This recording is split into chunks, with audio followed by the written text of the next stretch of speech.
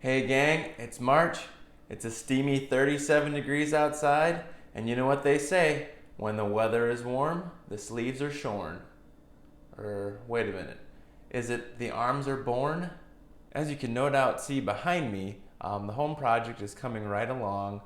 Floors are in, trim is in for the most part. Just waiting on my drywall guy, hoping he can get here in the next week or so.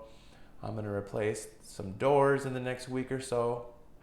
But today I'm just going to show you a quick tip on what to do if you have two very different floor heights.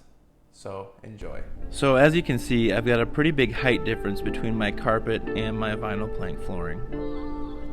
I didn't actually measure it, but I'd say it's about 3/4 of an inch. When I take the track that comes with the reducer and try and fit the reducer into it, it just doesn't go. It's just not quite tall enough.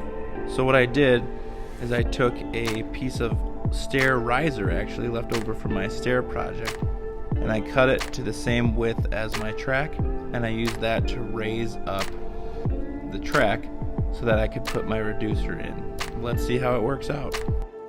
So this was just a piece of wood that was about 3/8 of an inch thick, and then I pre-drilled the holes, and I used the exact same screws that came with the track.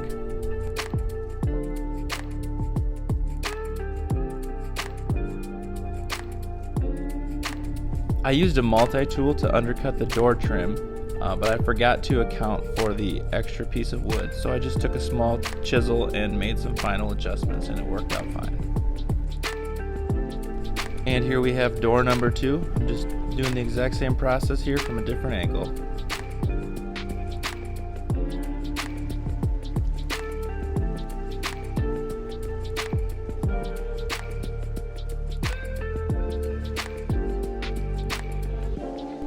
For this door, I had to trim back the carpet a little bit more.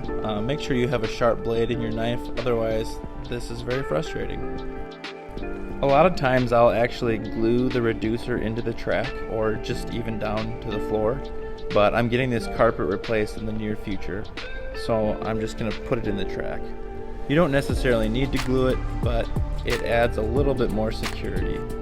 Well, I guess that's about it. As always, don't forget to like this video and subscribe if you haven't already. If you have questions, comment below, and don't forget to share this with your friends. Thanks for watching The Weekend Woodworker, and hopefully I'll have a new video for you again real soon.